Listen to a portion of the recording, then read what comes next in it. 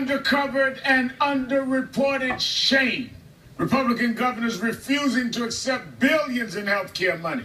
Right now, at least 19 states are refusing to accept federal money to expand Medicaid, leaving 4.8 million people uninsured. Today, Jonathan Gruber, an MIT economist who helped design the health care law, is out with a blistering attack, saying these states, quote, are not just interested in covering poor people, they are willing to sacrifice billions of dollars of injections into their economy in order to punish poor people. It really is just almost awesome in its evilness. Powerful words, and you can see this very real impact all over the country. Saunders says she owes at least $8,000, even with the Med Center giving her some relief through its charity care program. It's hard to live with that over your head. I don't understand why, if the funds are given to you, that you would refuse it. I'm hoping that our legislators sort of put themselves in our shoes. This is about real people, and it can't be a matter of life or death. Today, the Orlando Weekly is out with a new story, The Perils of Florida's Refusal to Expand Medicaid. It profiles Charlene Dill, a young mother who passed away last month. Charlene fell into the Medicaid gap and struggled to pay for her medication for a heart condition. Her friend recently shared Charlene's story. She worked really hard to provide for her kids. She did babysitting, cleaned houses, collected cans for recycling and took them to recycling centers and got money for it, and sold vacuum cleaners, whatever it took.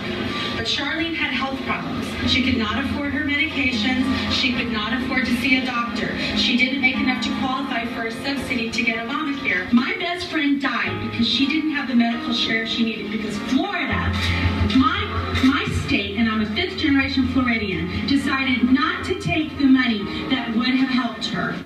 Making sure people get health care should not be a political issue. This isn't a political game or argument. It's real life and real people. It's time for these governors to do the right thing.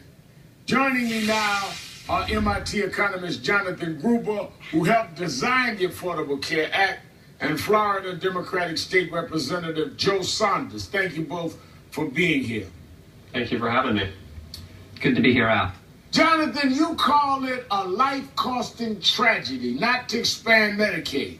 We talked about one woman's story. What other kinds of stories are out there? Al, we know that every year thousands of Americans are dying for a lack of health insurance. But maybe even more important is the millions of Americans who are feeling financially insecure, are feeling the stress every day of worried that they're one bad traffic accident or one bad gene away from bankruptcy. That should not happen in a nation as wealthy as ours. And Obamacare was designed to stop that. If only these Republican governors would end their political malpractice and accept the federal government's help in covering the poorest citizens.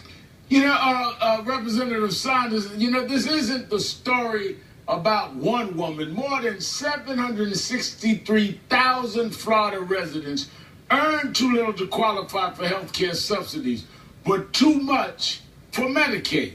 I mean, how can Florida Republicans leave more than 700,000 people without care?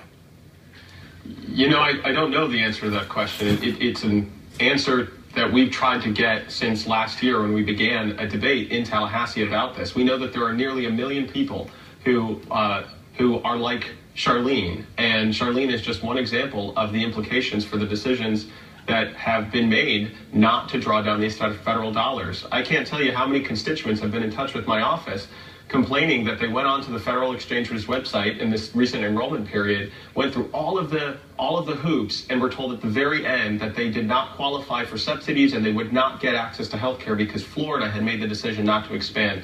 I think it's unconscionable, and I think people need to hold Republicans in Tallahassee accountable.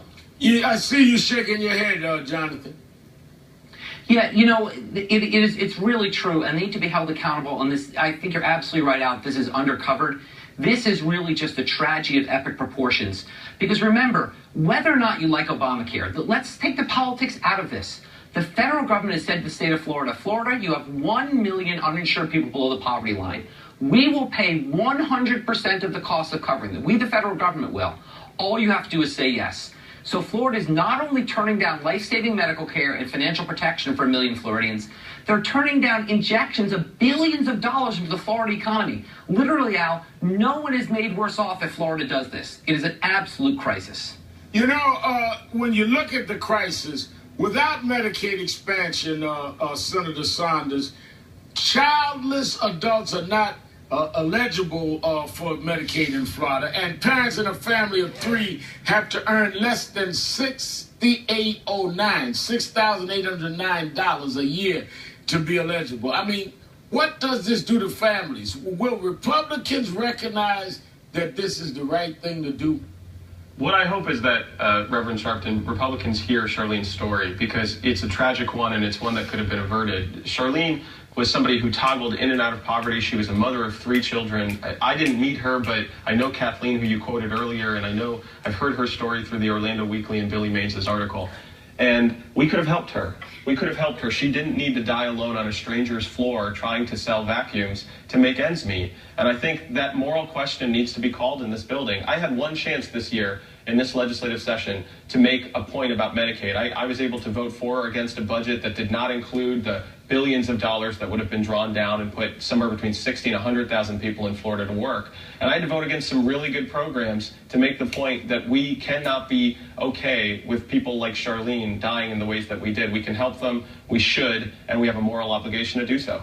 You know, Jonathan, President Obama says he hopes the tide will start to turn. Listen to this.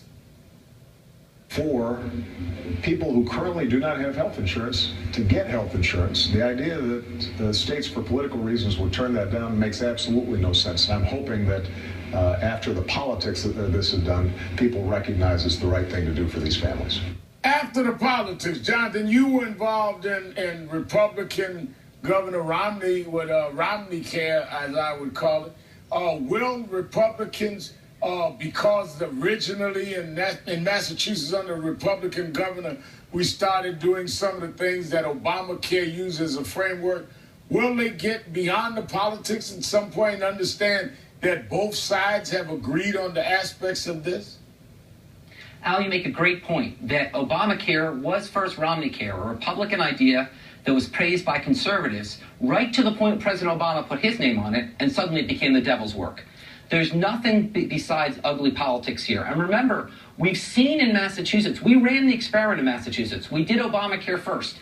And what did we find? We found many, many stories like that of Charlene's, of people who said, wow, I only got health insurance because of Romney Care. I went to the doctor and they caught a cancer. I'm alive today.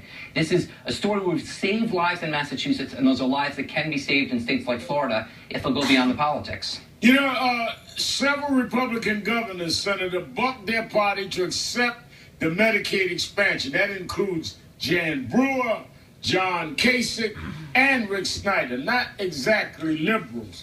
Do you think some will buck the party in the state legislature in Florida and act as these governors have and just say, I'm going to do what's right? Here's what's important to know, Reverend Sharpton. Some already have. Last year, our Republican-controlled Senate moved forward with a package that would have drawn down federal dollars to expand health care. They decided not to do it through Medicaid and took a different path, but it would have accomplished the purpose. Extremism and extremists in the Republican Party is what's keeping us from moving forward. And here's the one point I just want to make about elections. You know, in Florida, you win elections or you lose elections based on where the Hispanic community is in this state. We are an incredibly diverse state. And we know that of the million some odd people who are not covered, who could get coverage, they disproportionately are Hispanic. So I hope there is a wake-up call that happens within Republican leadership, and those who are being held hostage by extremism within the Republican Party will look at senators who've shown leadership on this issue, realize the electoral math here, and do the right thing so that we never have to tell another story on TV about people like Charlene. Jonathan Gruber and State Representative Joe Saunders, thank you both for your time tonight. Thanks for having me. Thank you, Al, for bringing attention to this important story. Coming up, she's the mother accused of